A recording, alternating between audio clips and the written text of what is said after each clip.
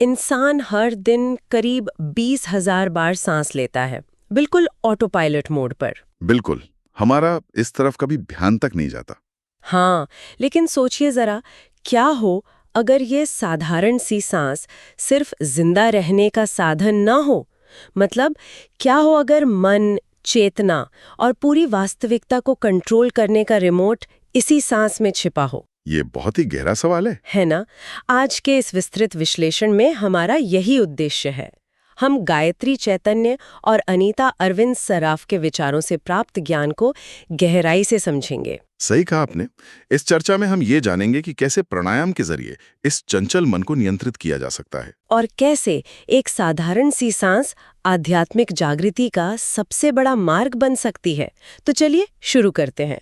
देखिए, इस विषय की शुरुआत ही सबसे बड़ी गलतफहमी को दूर करने से होनी चाहिए। कौन सी गलतफहमी? हम सभी यही मानते आए हैं कि सांस लेने का मतलब बस ऑक्सीजन अंदर लेना और कार्बन डाइऑक्साइड बाहर छोड़ना है। हाँ, विज्ञान की किताबों में तो हमने यही पढ़ा है। विज्ञान के नजरिए से ये एकदम सही है, लेकिन गायत्री चैतन्य के अनुसार ये पूरी सच्चाई का सिर्फ एक बहुत छोटा सा हिस्सा है।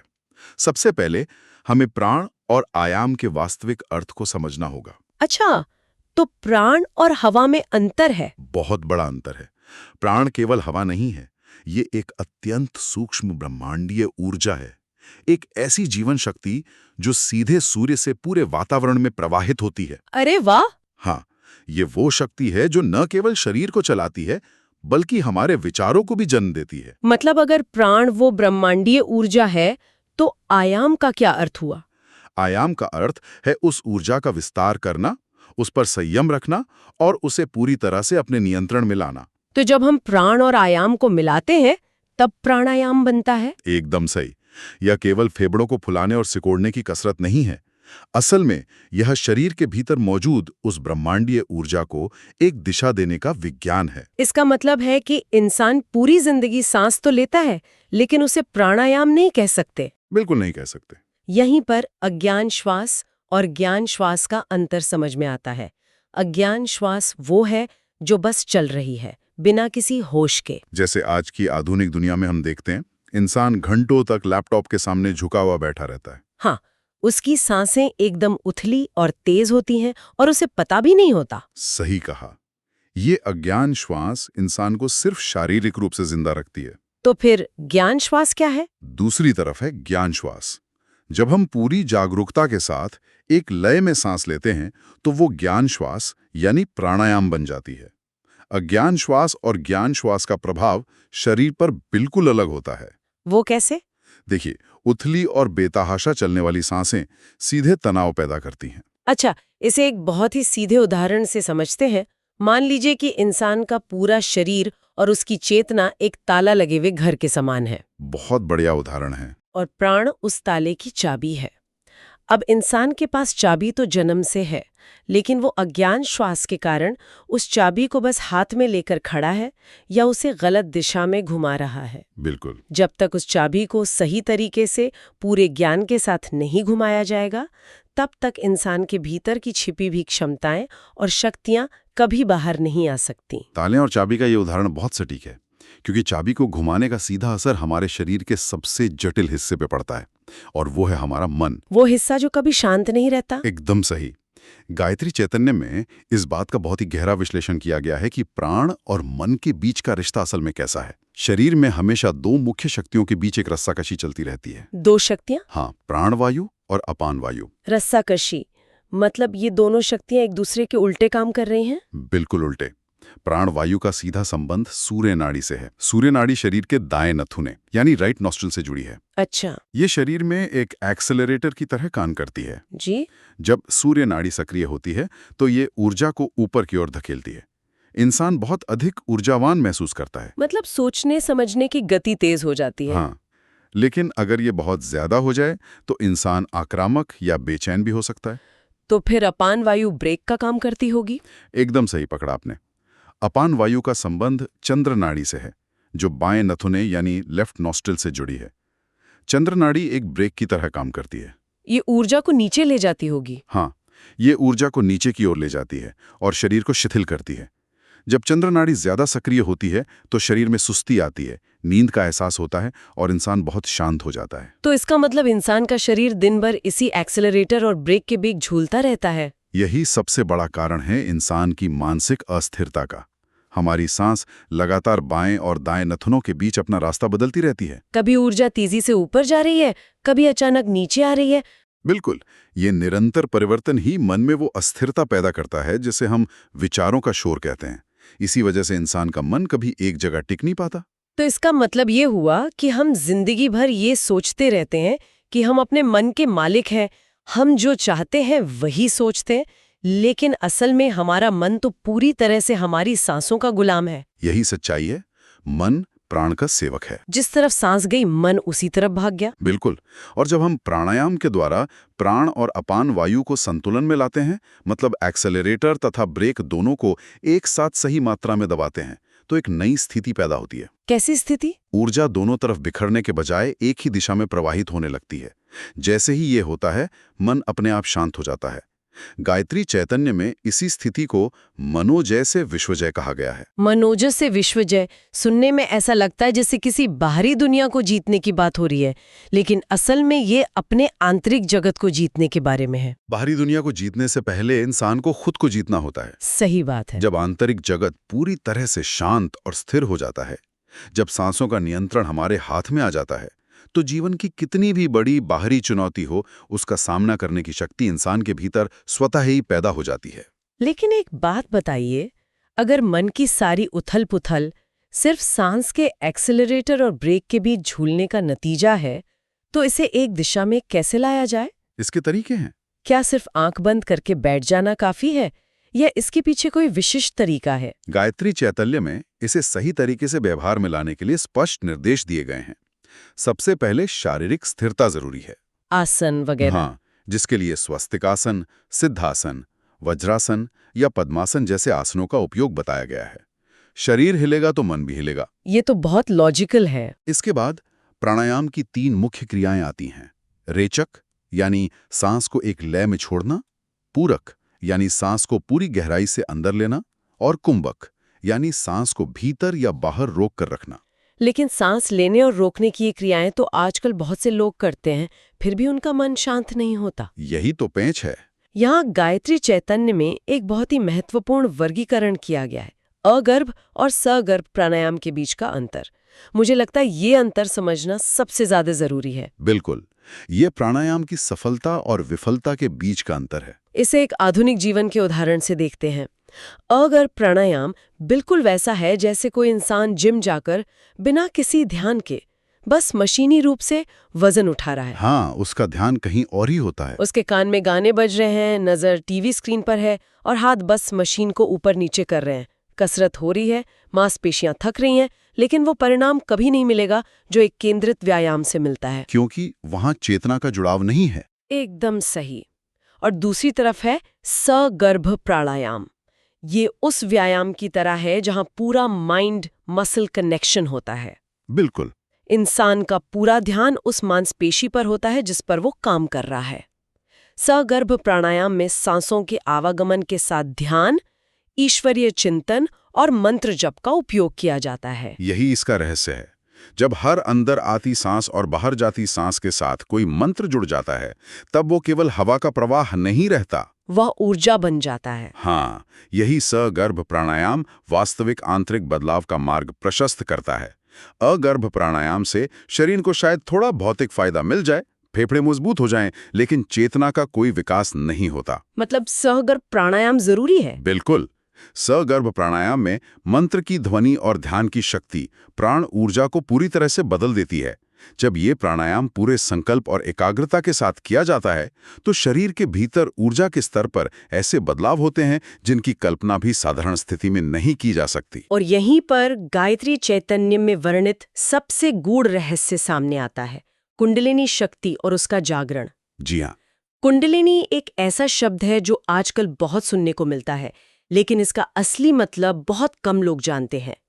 ये सुप्त शक्ति असल में क्या है और सगर्भ प्राणायाम से इसका क्या संबंध है? इसे समझने के लिए हम एक विशाल बांध यानी एक बड़े डैम का उदाहरण ले सकते हैं। डैम? अच्छा। कुंडलिनी इंसान के शरीर में मौजूद उस बांध की तरह जिसमें अथाह अनंत पानी जमा है। यह सीमित शक्ति है जो हर इंसान के भीतर रीढ़ की हड्डी के सबसे निचले हिस्से में सोई हुई अवस्था में रहती है। और नाड़ियां? शरीर के भीतर मौजूद हजारों नाड़ियां उस बांध से निकलने वाली छोटी बड़ी नहरों की तरह हैं। तो प्राणायाम उस बांध के गेट खोलने का काम करता है। बिल्कुल, प्राणायाम उस बांध के गेट को बहुत ही व्यवस्थित और सुरक्षित रूप से खोलने की प्रक्रिया है। जब सगर्भ प्राणायाम के जरिए प्राण और अपान वायु मिलती है तो वो एक जबरदस्त दबाव पैदा करती है, जैसे पानी का दबाव। हाँ, इस दबाव से कुंडलिनी शक्ति जागृत होती है और वो अथाह ऊर्जा बांध से निकलकर शरीर की सबसे मुख्य नहर, जिसे सुषुम्ना नाड़ी कहते हैं, उसमें प्रवाहित होने लगती है। यही वो ऊर्जा का प्रवाह है जो ये तय करता है कि इंसान का जीवन किस दिशा में जाएगा। गायत्री चैतन्य में यहाँ बंधन और मुक्ति का बहुत ही स्पष्ट सिद्धांत बताया गया है। ये सिद्धांत समझना बहुत जरूरी है। अगर ऊर्जा नीचे की तरफ बहती है या कुंडलिनी सुप्त रहती है तो क्या होता है? देखिए, अगर ऊर्जा नीचे की ओर प्रवाहित होती है तो इंसान पूरी तरह से सांसारिक इच्छाओं, भौतिक सुख सुविधाओं और क्षणिक आनंद में उलझा रहता है। मतलब सिर्फ दुनियादारी में? हाँ, उसकी सारी ऊर्जा केवल बुनियादी अस्तित्व और भौतिक लालसाओं को पूरा करने में खर्च हो जाती है। इसी स्थिति को बंधन कहा गया है, जो इंसान को जन्म, मरण और दुख की चक्र में बांधे रहता है। लेकिन अगर प्राणायाम के जरिए इस ऊर्जा को ऊपर की ओर मोड़ दिया जाए तो वो मुक्ति का मार्ग बन जाती है। बिल्कुल, मुक्ति का अर्थ यहाँ ये नहीं है कि इंसान दुनिया छोड़कर भाग जाए। मुक्ति का अर्थ है उच्च चेतना की प्राप्ति।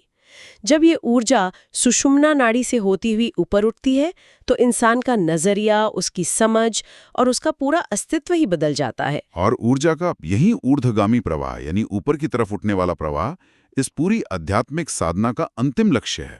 प्राणायाम अपने आप में पूर्ण नहीं है, ये एक बहुत बड़े विज्ञान की पहली सीढ़ी है। अच्छा, गायत्री चैतन्य में बताया गया है कि प्राणायाम स्वर योग का ही एक प्रारंभिक और स्थूल रूप है। स्वर योग, ये क्या होता है? स्वर योग सांसों के माध्यम से चेतना को ब्रह्मांडीय चेतना से जुड़ने का एक रहस्यमय और अत्यंत प्राचीन विज्ञान है। अरे वाह! इसे अमरत्व का विज्ञान भी कहा गया है। इसका अंतिम लक्ष्य इंसान की आत्मा का ब्रह्म से यानी उस परम चेतना से पूरी तरह एकाकार हो जाना है, चाहे इंसान और ब्रह्मांड के बीच का हर भेद मिट जाए। ब्रह्म से एकाकार होना तो आध्यात्मिक यात्रा का सर्वोच्च बिंदु है। लेकिन इस यात्रा के दौरान क्या होता है? गायत्री चैतन्य में प्राणायाम के 5 महान फलों का जिक्र किया गया है। हाँ, ये फल बहुत महत्वपूर्ण है। और यहीं पर एक ऐसा फल बताया गया है जिस पर शायद आधुनिक सोच वाले किसी भी इंसान को तुरंत अविश्वास हो जाए। पहला फल बताया गया है खेचर सिद्धि, और कहा गया है कि इसका अर्थ है आसमान में उड़ने की शक्ति। लोग इसे गलत समझ लेते हैं। मतलब क्या सच में हम ये मान लें कि प्राणायाम करने से इंसान कॉमिक बुक के किसी सुपर हीरो की तरह हवा में उड़ने लगता है? गुरुत्वाकर्षण का नियम अचानक से काम करना बंद कर देगा? ये संदेह बहुत स्वाभाविक है, और ये इसलिए उठता है क्योंकि हम प्राचीन ग्रंथों के शब्दों का बस शाब्दिक अर्थ निकालने लगते हैं। तो इसका असली अर्थ क्या है? गायत्री चैतन्य के इस ज्ञान को गहराई से समझने पर इसका असली अर्थ खुलता है। खेचर सिद्धि का वास्तविक अर्थ भौतिक शरीर का हवा में उड़ना बिल्कुल नहीं है।